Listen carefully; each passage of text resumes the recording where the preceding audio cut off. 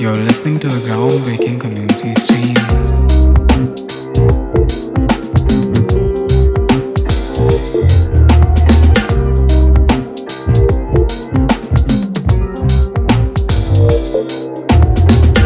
Hi, this is Q live and direct from Delhi. I hope you all are having a productive time and taking care of your health. I'm stoked to know that we are at the episode 14. The podcast is also up on YouTube, so don't forget to check it out and maybe subscribe. If you have some feedback for me, you can shoot me a mail or DM me on Instagram. The details are mentioned in the podcast description and on the website. For this episode, we have Sainath Ajayan, who is a senior designer at NEO based in Germany. He's a champion person and a creative powerhouse who has worked on a number of important projects automotive design world has seen. We'll be taking a deep dive into his journey and talk about his process. Welcome to the show, Sainath. How's it going? Hi, Deepak. Nice, very nice. Thank you for having me here. Yeah, first of all, thanks for finding the time to do this. Right? No worries, no worries. Anytime. It's always a pleasure to share and talk. Absolutely. How's it going with you? I mean, it's a weekday. It's I can see that you've just finished your day. How did it go? Yeah, well, I think we all designers would know it. It's a pretty typical day. Long. You actually expect it to be short. You want to leave early, but early never happens, and then it just keeps dragging on and on. And end of the day, you're super tired. You just want to relax a bit. But actually, I'm enjoying it. It's fun to do something else coming back, and I was looking forward to it. Talking to you, so great. Yeah, you recently shifted cities, right? If I'm not getting it wrong. Recently, I've been living in Munich for some time now. It's been more than a year. I used to live in Ingolstadt because I used to work at Audi, and Audi is based out of Ingolstadt. So that was pretty much for a long time I used to stay there. But eventually we decided to move. I've been enjoying the city, and now I've also started at NEO. So my workplace is actually in Munich. So the commuting becomes much easier because I used to commute almost 70 plus kilometers one way when I used to work in Ingolstadt, and my home was here in Munich. Yeah. Awesome. So let's just start with the talking about your schooling. Where did you do your schooling from? So, because of my parents' profession, my mom was in the army. So I've pretty much grown up all over India. So I've shifted schools, multiple schools. So right from my nursery, there was never a constant. It was every 2.5 years, 3 years, we used to move. So I pretty much seen all corners of India. I was born in Pune. So from there, I also just moved to the north and spent some time there. Then also moved to the east, spent time there, came back to Pune for my high school, and then eventually went to university in Pune itself at ISD. So awesome. I honestly didn't know about the army scene. Great fact. I think not a lot of people know. Not a lot of people know because, of course, like in university, it was just about work and so much. Yeah, there wasn't much exchange about like personal stuff, and I think there was no time. I think a lot of us would agree on that, and so I think this aspect of my life, I don't think a lot of people know about it. Yeah. So while you were, as you've mentioned that you've traveled the whole country and you were moving from one place to another, did you have a clear idea about you wanted to study design or transportation? For me, I was always kind of inclined towards arts in general. So design as a discipline, that realization came a bit later. But art in general, I was quite inclined towards art from school. And not just arts, but also literature, also subjects like history and stuff like that. and mathematics was my least favorite. So I kind of respected engineering a lot as a discipline, as a profession, but I think it never clicked with me, and so I was kind of quite um, sure that I would do something in this applied arts field. And then around, I think, 10 standard, 11 standard, I think it dawned on me that, like, this as a discipline I can really pursue as a career as well. And there weren't many options back then in India, I reckon, and my initial plan was to go abroad and study. But in around when I was in 12th standard, I came across ISD and actually went there. It was because I was based out of Pune. I think it was quite easy for me to just have access to ISD itself. So I was there even before I joined and had a look and did have a talk with some students who were already there. It was kind of a gamble, I would say, because design profession in India, it's not something that's so known in the, like, even among peers. So you don't really have anyone to talk to about. And but though I knew about universities like Coventry and Pforzheim, and my initial plan, like I said, was to go abroad and study, but it didn't. Well, ISD worked out, so I stayed back, and I'm glad I did stay back because it was a good, really good journey, I would say. And I mean, cars was something that I was always, mobility in general, I was quite interested in. And I still remember I used to have like this big collection of Overdrive magazines. Back then, we didn't have a lot of other magazines in India, so, and it was homegrown.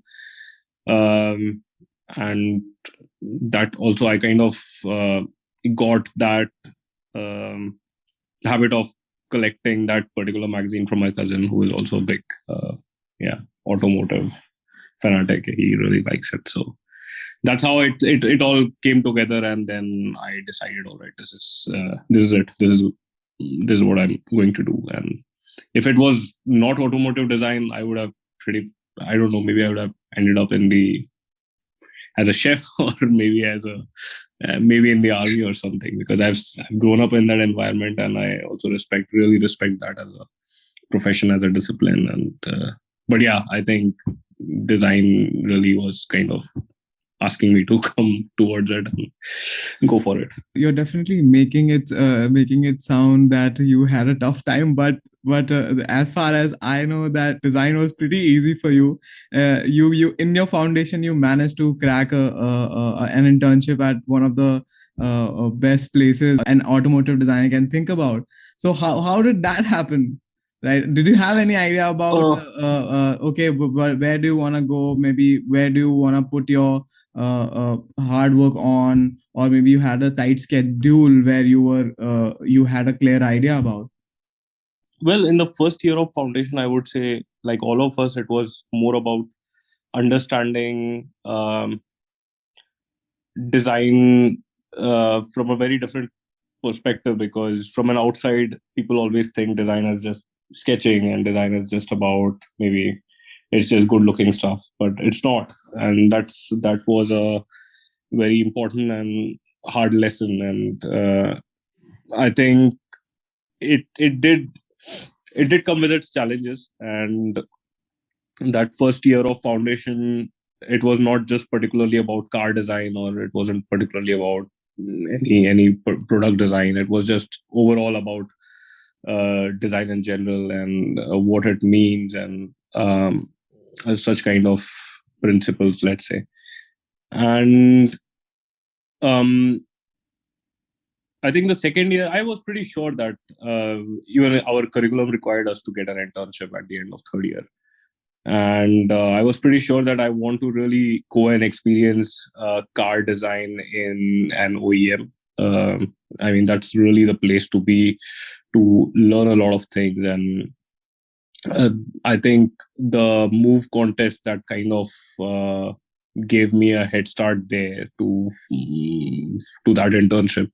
I think that itself was a kind of an opportunity, and I frankly speaking, I just took part in it, and without really I did want to create something really cool and really something meaningful, and I think it also did click with what the jury was looking for and what the brief was, and it kind of hit the right spot. And I think I was lucky enough to then be approached by PSA in Paris to they offered me an internship, and after the end of second year. And that internship was has a very special place in my heart and my also in my journey till now, because I think that's where I really, I mean, you're sitting right in the middle of all these amazing creators, amazing engineering teams, and it's a company it's a brand, it's a company which has a lot of heritage, a lot of history, and you really learn about how a good car is made, and how do you approach problems, or particularly in car design, where it's pretty much like 1,000 products in one. And I think this is also important for anyone who's aspiring to be a car designer, or in general an industrial designer, or a designer in general. Internships are a really, really good place to learn. I mean, your pace of learning is accelerated 2 times, 3 times than at school sometimes, because you're really every day you're hands-on practicing what you preach, kind of thing. Like you're learning something and you're applying it right away, and you have all these mentors around you kind of take you through that journey. And then you also get a lot of responsibility, because it's not like in school you do projects which might not have a lot of economical value, but in an internship, when you're actually doing a project, there are economics tied to it. So you being a part of the team, you also get some responsibility, even if it's a small one. So you really need to kind of make an impact there, and make sure that things go right. Sometimes things go wrong as well, but then it's just part of the learning curve. And I mean, really interesting stuff, Sainath. I mean, okay, let's just talk about how you were starting it out. I mean, you cracked a really nice internship in your second year of your college. But while you were moving from from initial foundation to later foundation, how were you maybe planning yourself, or maybe you had a different a specific type of process you were following in terms of maybe sketching for some time, and what was that thing that maybe which made you consistent enough to crack that internship? I mean, first of all, I would answer the first part of the question, where after I came back from the internship, my mindset was completely different. The way I looked at a problem was completely different. I kind of learned a lot of organizational tools while I was there. You have to, when you're working in a company or when you're working in a design studio, you need to respect some deadlines. You need to organize basically a lot of like tasks need to be like timeline, and so those kind of things, which kind of I tried to integrate them right away. And right after I came back from the internship, I was into the long project in school, and there I was kind of applying whatever I learned back in the studio, even how you manage a team there, like even how my mentor or like how a lead designer would manage a project there, working with different partners. Of course, in a big design studio, you have partners from marketing, you have partners from engineering, suppliers, modeling team, etc., etc. I could take some of it and impart it in a microsystem of long projects at ISD, how we have it. So that was one of the first big changes. There were a lot of different skill changes as well, because I kind of learned a lot of new tools, and also some soft skills like sketching and stuff like that. It just became maybe, it just grew really fast, in a period of 6 months, that you could really feel the change. And I just looked at my portfolio from 6-7 months back, and I was like, okay, I want to redo all the projects, because with the new skill level. That was one of the major changes that I felt after I kind of experienced my time, or had my time at this design studio at Peugeot. And to answer the second part of your question, what does it take to crack, or I don't know, there's no secret mantra to cracking an internship like that or anything. I mean, all you need is like a portfolio that kind of ticks all the boxes, because now I am in this professional environment and we sometimes go through portfolios. I mean, you have pretty much maybe 45 seconds, because we have so many portfolios that come in and for internship. So you have like around 45 seconds, maybe max 1 minute to kind of get the attention of the person who's viewing your portfolio. So you really need to have projects that are impactful, that kind of showcase your skills. Also, it's kind of, nowadays you need to also tailor a bit more your portfolio to the companies you're sending to. So, for example, if you're sending to a kind of like new age tech company, like maybe Tesla, or I don't know, maybe Neo, or some other companies like that, then maybe in your portfolio it should reflect that you kind of fit the environment that these companies operate in. And it can be form language, it can be the thought process, etc., etc. So I think that's, I would say, would be the first step for a student when he or she is looking for a design internship, especially in the automotive industry. You need to really tailor your portfolio, put projects that make an impact, show your skills.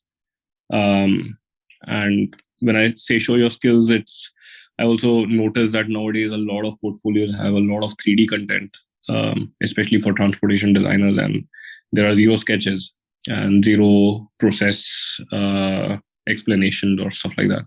So all you see is like a brief, and then you start seeing, maybe there's a little bit of research, and then you see 3D renders of the product, and so pretty much you're just skipping the whole story, and it doesn't make that impact. And this would also be a tip to all the aspiring students, that show your process, show your sketching skills. These are skills that kind of help you in your everyday business life, because when you're actually there sitting in a meeting with a lot of engineers, or maybe some other partner, and then you have to right away solve some issues or solve some problems, and then you need to be able to do that with a pen and paper in hand, and you might not have time to go open your computer, open your 3D application, make some surfaces, or etc. So that's why focus on like all the skills are equally important, and kind of you have to democratize your portfolio in a way that it kind of shows that you can navigate problems with different kind of tools, different kind of skill set. Yeah, I mean, you summed up pretty well about the process. A lot of time, even as a student, as a foundation student, I didn't have any idea about how to maybe approach this process.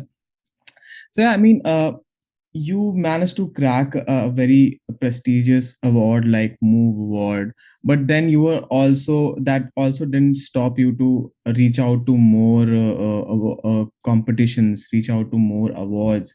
How was that approach kind of reached you, that okay, you want to put yourself out there maybe, and like get better at your skill set? What was the reason which was maybe pushing you to kind of consistently reaching out for awards, or maybe just participating? Yeah, I mean, I would definitely say that I was kind of looking for opportunities to participate in. Maybe awards was particularly not the goal, but actually to get into these competitions where there was a certain brief, because sometimes it makes your life really easier if there is a brief, because you don't have to ponder your hair over like what do you want to do. Sometimes you want to do everything that you want, like you create a brief for yourself, but these kind of briefs, they're good because they're kind of like a side project during your studies, so you can spend some time. You don't have to, there's always a deadline, so you kind of know when to stop as well. And a lot of times these competitions are also a good point of exposure, because you get a good feedback from the jurors, the people who are actually in the industry. So they're also a good point of contact, and a good opportunity to also make connections, because if you can show your, even if you don't win an award, but if you can showcase your skills, you can um, kind of reach out with your talent to the industry directly. Maybe it's you don't even have to send your portfolio or something in those cases, because they then see your work, and then maybe they themselves are curious to know that, all right, this person didn't maybe make it to the finals or something, but doesn't matter, because he has some really good skills, and maybe it really matches or is on the same wavelength as what our studio is looking for, and maybe they just approach you, and maybe you already get something there. So I think the final award itself was never a goal for me. It was more to get into these kind of really intensive exercises to just challenge myself to just work on different kind of because these briefs also come for sometimes different brands, and then that kind of, as a designer, as a design student especially, it's important that you can also work on like because especially in car industry, I think you kind of, once you're in working professionally, then you kind of get used to the DNA of a particular brand. But when you're starting out as a student, then you need to be able to adapt to different brands, and that's also one of the things that we see in a portfolio, because every project seems like it. If you take out the badge, then it could be from any brand. So that also helps these competitions when they are from like maybe different companies or different organizations. Then you kind of force yourself to or train your hands to sketch in a certain way, or kind of impart the DNA of that particular brand in your sketches, or in or try to impart the way that particular brand or company solves certain problems. So you kind of think in a very multilateral way, and that's why these competitions are nice as well. Nowadays we see on Instagram there are a lot of these a lot of brands are coming up with these sketch competitions, and I don't know if I really appreciate that, because I just see that students, there are a lot of people who are actually putting in time for these kind of competitions nowadays, on which are there on social media, and then in the end I see that the price is shown as like a tour of a factory, or maybe a signed cap or something like that. For me, it doesn't make sense. It's even if you're a student, you're still putting in time, you're still putting in effort, and it needs to be rewarded more generously, and maybe it needs to be a proper exposure, and not just some signed memorabilia from a prestigious company. It's it's maybe not the right way. Yeah, so I think that's my take on competitions, design competitions, but they are a very healthy way to actually improve your skill set, and also to reach out to the industry. Yeah, yeah. I mean, you've broke down the process pretty well, but in the whole process, what do you think? Which pointer or maybe which step you were taking right to kind of was making that process easier for you to reach the final stage of the result you were kind of going for? What was that maybe consistent thing you were doing which was working right for you? I think that one consistent thing, if you ask me, was not to be generic. So I was, even with like in general, like I didn't want to just make a car. It wasn't more about it. It wasn't about styling. For me, design was never about styling. It is a big part of it, but you need to approach. You need to look at scenarios from a different perspective. Maybe that's an interesting way. So if somebody asks you to make a revival of a particular product, so you don't just restyle it. Maybe you when you say revival, maybe it's for a different age, it's for a different uh, customer group, or it's for a different it might be just it might not be just a restyled revival of a product. I mean, I'm just giving an example. You could uh, have an entire different take on the experience. Nowadays it's not just about the product itself, so you need to maybe think about the ecosystem and the whole. Yeah, it's all, there are multiple entities connected to each other, and that particular product would be just maybe one part of the whole system. And I was kind of taking this approach to my car design projects as well, if I can put it like that. So it was never just styling a car. So it was for me more than that.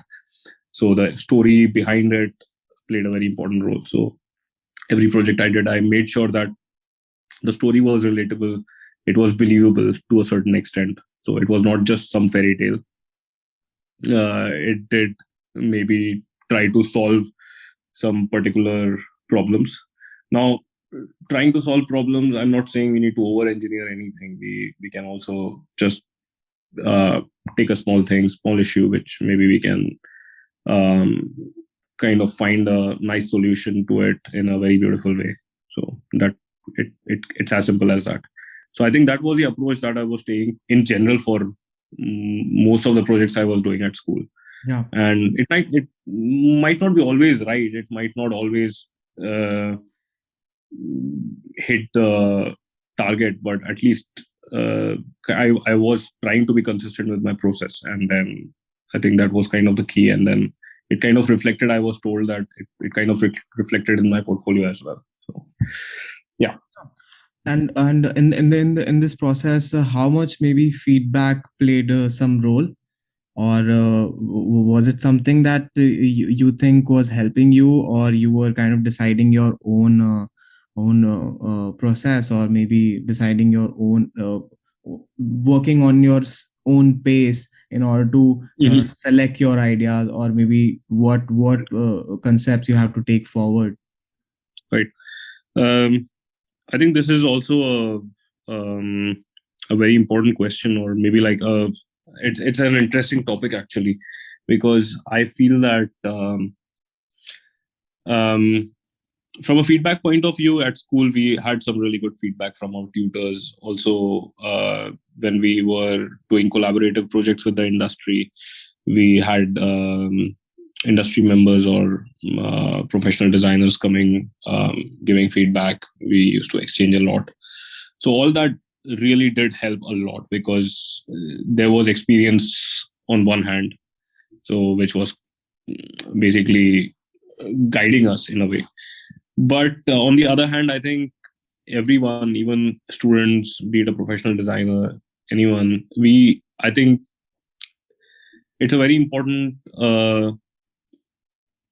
skill to actually decide by yourself what is right, and you need to believe in it and kind of stand by it. So if you feel that something is right but somebody else says that that's wrong, and if you have a nice logic to it, you should stand by it, because in the end it's about character as well. So you as a designer has a personality, and every work of you, even without your signature, should sometimes say that it's from you. And this kind of signature comes over a period of time, and that happens when you actually are consistent with your own process, with the decisions you make, and all these kind of shape into this um, characteristic emotion or feeling in every work you generate. And so you need to decide in the end. You need to be deciding what's right for what you're doing. And because then there are managers who would actually manage, but I'm a person who actually sticks by it. Like if I believe in something, then I would stick by it. And if it is doing justice to, let's say, what the product is trying to achieve, or it's doing, and what I'm trying to do is kind of solving a particular issue, which I believe would, I would stick by such things. And then that kind of stands out in the industry as well nowadays. Even if you're an intern, you're given responsibility, and or if you're a professional designer, you have a different level of responsibility, and you kind of own up to your work, and that's very important. Yeah, thanks for simplifying it for us. For sure. I mean, I love that part where you mentioned that you never wanted to be generic. So I think that's very honestly to be very inspiring for sure. So yeah, I mean, while when you move from college and you kind of got a world class setup at your disposal, what was the main, I mean, was it the same process they were following in the industry, or were you around the same process, or you? I mean, it was totally different. I mean, it was something you've never experienced, or something like that. It's different because when I was at Peugeot, the process was quite different than my time at Audi. And when I actually started at Audi as a professional designer after school, after university, I was just really I got to be got to face I yeah got to be in this process of a let's say this big OEM based out of Germany. So the process is completely different. Not completely different, I won't say, but there are changes that you would, or there are differences that one would notice working in different companies. Absolutely, there would be. Otherwise, what would be the point? Everyone would be making the same kind of cars or same kind of products. So if you work in let's say Audi, the process might be different than what we have at Neo right now. So or for example, if you're working at Tesla, maybe they have a completely different approach to building a product. And these differences can range from the kind of management style, the kind of how much engineering influences the final design, how much even small things like, well, it's not small, something like ergonomics. For example, at Audi, ergonomics was king, and for a good reason, because if you ever sit in those cars, I mean, you feel as if those cars are made for the human body. Like everything is perfect that way. And I'm not saying that other cars are not, but I'm just giving an example of in some companies there are some departments or some areas which kind of rank higher than the others, and they actually work to the advantage of the company, or to the DNA of the company, or to the USPs of the company. And I think it's good to experience these different processes, different kind of environments, because, and internships, especially during university, it's a good time because you can do 2 or 3 internships, and then you kind of already see different environments, different pace of working, and then at the end you can decide what's right for you, and then you can be sure that you make a nice start into your career then. So, yeah. Awesome. So yeah, I mean, I was sitting with a bunch of my friends over a virtual call, and was kind of asking them what the kind of questions I can ask for you. all of them were curious about your journey at Audi. I mean, how did you get into that brand? I mean, were you had a clear idea that you were maybe wanted to work around that brand, or maybe you set up a project where you were cracking it as an opportunity? How did you get in? Then I'll also Yeah, maybe this is a very funny story, yeah. because before like in the final year in university, and when it was time for us to start looking for internships, and yeah, I prepared my portfolio. I tailored it in like different versions so that I could target different kind of companies. So I never had like one portfolio going to different companies, because it's just better that way, because you don't want to just you want to tailor your portfolio to certain in certain directions. So I did send to, like, I'll be frank, to like I think a lot of studios. I was just like my send box would be just full of just application for portfolio for internships. And my Audi was, I think, one of the last places I applied to, because for me, I was like, that was always a dream place, and not joking and not exaggerating at all. And it might sound cliche, but it was kind of a dream place. And uh, I I was not underestimating myself, but I was like, it's pretty niche, and but still I give it a try. And then I was actually I I was one day, there was this mail that came in from one of the managers that, yeah, they found something really interesting in the way I laid out my portfolio and the kind of projects I did, and stuff like that, my skills. And then they said they would, yeah, they asked me if I would want to go there for an internship. And of course, that was like done deal for me. So I went there, and it was 6 7 months, yeah, close to 7 months.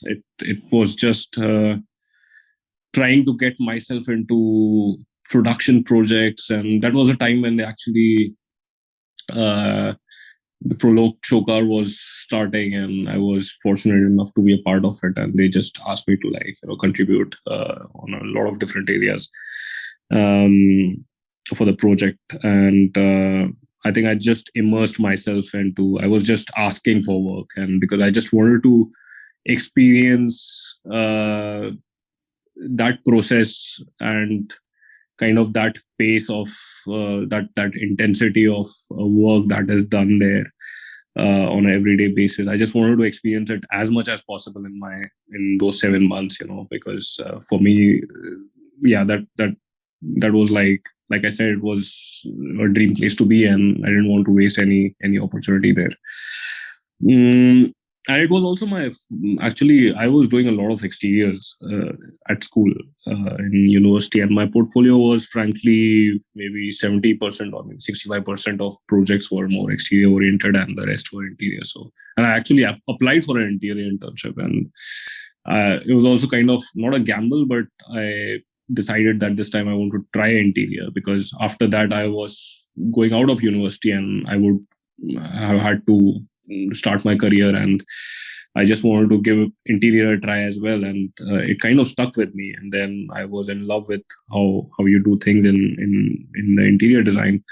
It's totally different from exterior, because it has a lot to do with emotion and stuff, but it's, again, like I said, it's a lot of ergonomics. It's you have to center everything around a human body, and you have to think about the experiences inside a car, the lot of different kind of touch points, etc., etc. And it's like an amalgamation of like 1,000 products coming into one, the interior of a car. And that kind of fascinated me, because there were so many different areas, or so many different things you could work on. And you could really see the result of your work as well really fast, because if you're doing like a part inside the interior, and it's, you kind of, from the sketch to the prototype to actually getting it into production, I felt it was just faster, and then you could see your work out there really quicker, much quicker than maybe the exterior design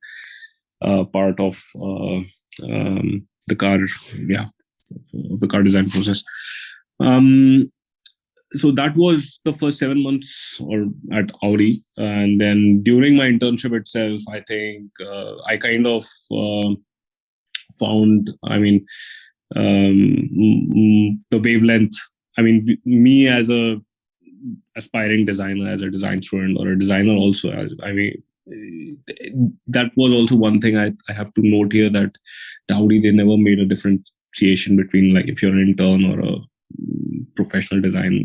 If you're in the team, you are part of the team, and you take responsibility even as a student designer. It doesn't matter.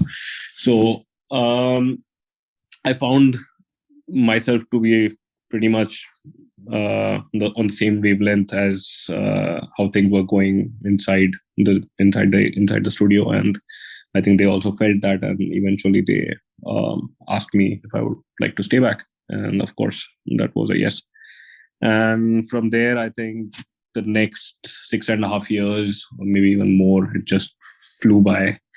Lot of projects, everything from advanced design, a lot of which would never see, which no one from the outside would ever get to see that, because those things just stay back inside the studio.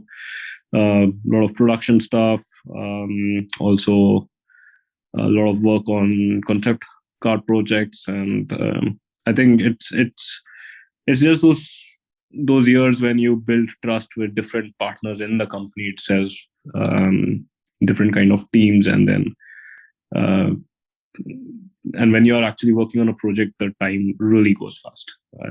Trust me when I say that. It's just, you wouldn't know that, but yeah, the years and months would just fly by. Yeah. So that was my first that was my first job, and I stayed there for quite a long time. And recently, I moved to NIO as a senior designer. I think Audi is a brilliant place to work at.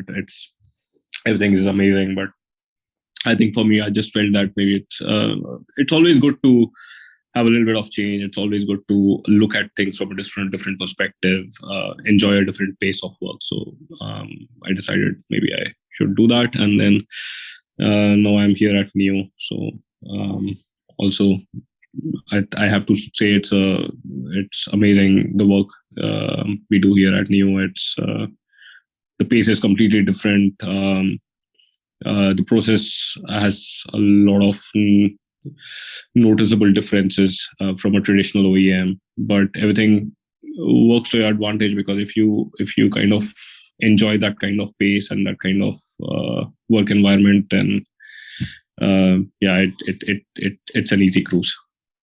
Yeah. Yeah. So yeah, I mean, you want to talk about that phase where you were you got a job at Audi and you were fighting for the visa? Because I remember we had a lot of conversation. We had a lot of conversation those days where you were kind of spending whole day at college, kind of trying to share your. Yeah, I know.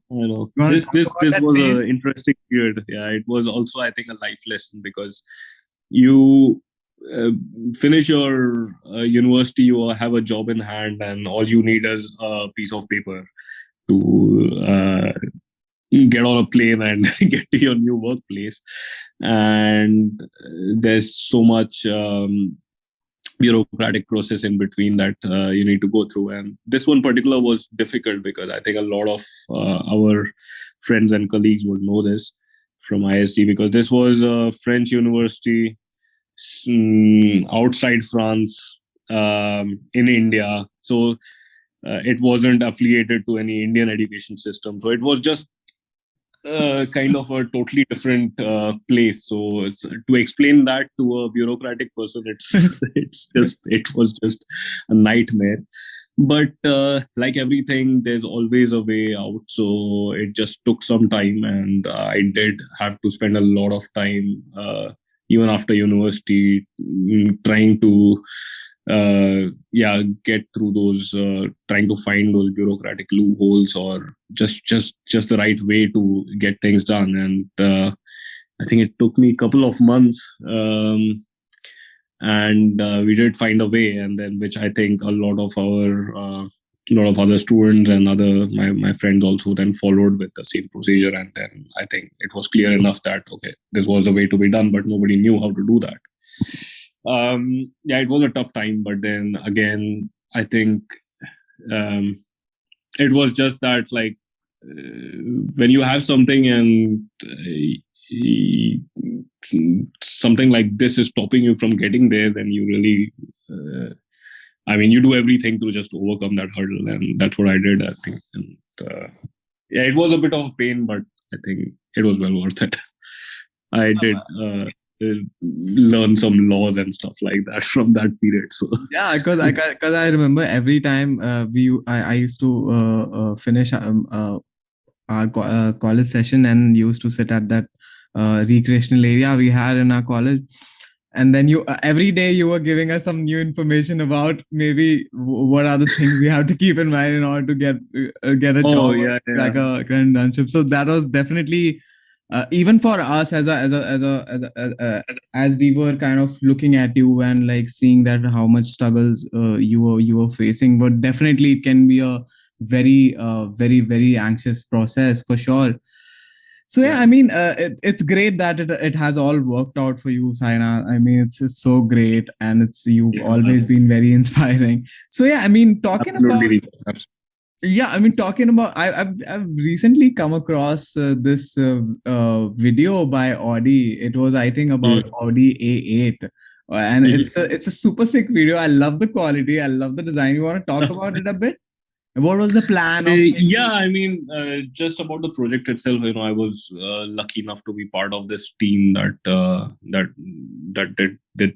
did this project, and the video itself, I think I appreciate the fact that they gave me the chance to actually kind of uh, carry the message of our design team out there, because what we believe in and how we want to do things, and or how we did things in that project particularly. So basically the values that we follow on a day-to-day basis. And yeah, so I think that was a very cool thing for me to actually represent the whole team. It's a car is never made by one person, so it's there's like a lot of hard work, and there are tons of creative people involved, and there's a lot of talent involved. So I think I was just lucky enough to represent all of them.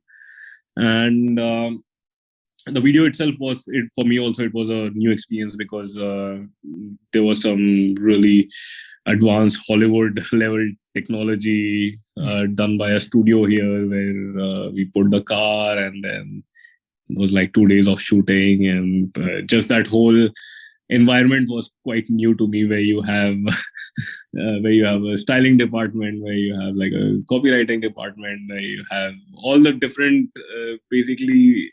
I actually realized how much effort it takes to maybe create a movie, like of 3 hours, and this was like a short video of like maybe a couple of minutes, and there was so much talent and so much manpower involved in for such a small project. Was really, I think, I big respect for all the people in the media industry that way. And yeah, so that was about this video. I think it was also a good kind of, I take it as a nice farewell gift, because I kind of it came towards those last months when I was at Audi, and then before I left. Yeah, was a quite an interesting project. And there was actually more phases to the project, because there's also the A8 horse, which was launched in China. But again, that was all the marketing and everything was taken care of by by the team that's there locally. So I was also quite heavily involved in that project. Yeah, I think for a lot of reasons I couldn't maybe travel there. Yeah, so there are a lot of nice things happening, and I would say similar things happening in a lot of different studios around the world. And it's also very promising to see that these studios, and especially the higher management and the leadership, they actually kind of push the younger generation of designers to like they who actually are out there doing all the stuff, and they kind of push them to be also on the forefront of communication of the projects they are involved in. So yeah, it's a good time to be in the industry, I would say. Yeah, definitely. And maybe what are maybe the big pointers, the big tips you would like to give to people who are maybe listening to this podcast, and I mean to sum up the question really well, what do you think are the traits of becoming a creative or becoming a transportation designer in the year 2022? Also maybe, and how social media is kind of spoiling us into kind of not letting us explore our process to the full limit. Yeah, okay. I don't know if I have like a definitive or like a definite answer to what are the traits required to be a car designer or a automotive mobility designer in the year 2022. But there are definitely things which from experience I can say, like like I mentioned before, when we actually go through the portfolios to when we are looking for talents to join our teams, we do look at how well or like how differently a person can kind of react to or think of certain briefs or a certain product itself. So it's again this thing of not being generic. Your work should stand out from the rest, which I see when you actually like go on Instagram or some other social media websites. You just see a ton of content out there, and then it's very difficult to. There are only like very few personalities or like people who have like a kind of like a invisible, like a kind of like a signature imbibed in their work, and that kind of stuff is really important, because if you need to find your own style of presenting your work, maybe you need to find your own style of sketching. Let's say, I mean, it's a basic skill, sketching. So it would be really interesting if one has his own characteristic way of rendering or of rendering an idea or presenting a project, and that would be one of the things. Second thing is definitely quality over quantity. So you don't have to have 20 projects in your portfolio. If you are looking for a internship or a job, all you need is like 5 or 6 really good projects that make an impact, projects that are thought of end to end. So it's projects or products that have a really good story behind it, and justification to support your arguments for that product or for what you're designing or for what you're showing. Skill sets in general, nowadays it's appreciated that if you, along with your sketching skills, along with your thought process, along with your thinking skills, if you can also have knowledge of some particular tools. It could be anything from surfacing softwares or 3D softwares to something else, motion design, different thing, different. It's always good to kind of diversify your skills. And what else? I think another thing, even after one gets past the portfolio selection process, then it's really important that you as a person is open for collaborative exchange. You as a person is really open to, and like really open to integrate into multicultural team. Usually these design studios are all like, we have creatives from all over the world. So it's a nice, coming together of a lot of different cultures. So it's important that you also kind of accept and basically you feed off from others' creativity and also do the vice versa. And so that's personality of a person is also quite important. And because I have noticed in my career of all these years, I've seen a lot of professional designers and interns coming in and go.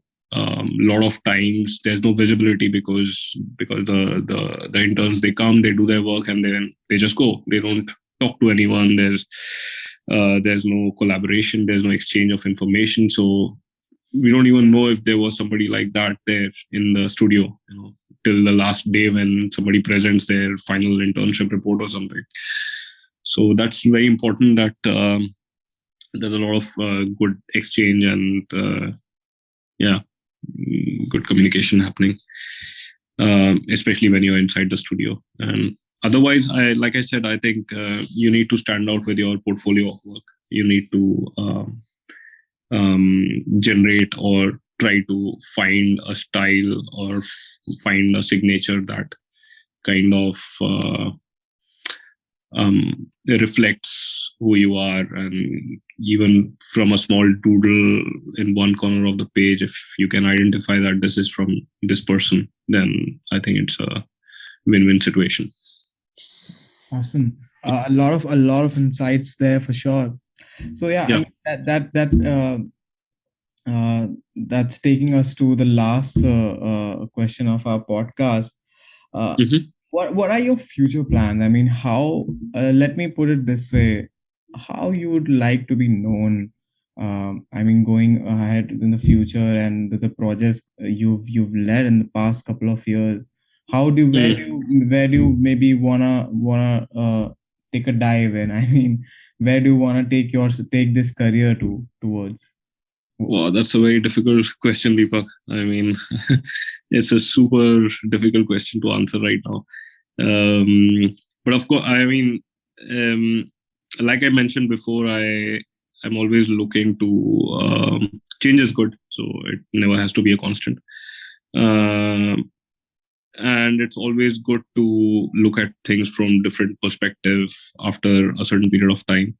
At the moment, I am I'm part of an organization which I'm new to, and this is a lot of things are new to me here, and then I'm really kind of absorbing and enjoying this part right now. So at the moment, I don't know. I still, if you ask me where would I be in 10 years, I don't know exactly. I would go with the pace, and I don't want to decide anything right now for where I would be in 10 years. And I would want to first enjoy what I have right now and just, go with the momentum and see what life has and what the career has in store for me. Awesome, Sainath. I mean, thanks again. Thanks a lot for doing this. Thanks a lot for finding time to share such gold information with us. I hope to see you soon. Problem. Absolutely, Deepak. It was really good. For even I really enjoyed it. Like, I always like to exchange, and for me, it's just very natural to share. And I'm also kind of person who kind of feeds off from others' knowledge and others' creativity and others' amazing energy, and so I would never hesitate to do that. So anytime, always a pleasure. Awesome. You have a good night. You too, Deepak. Thank you so much.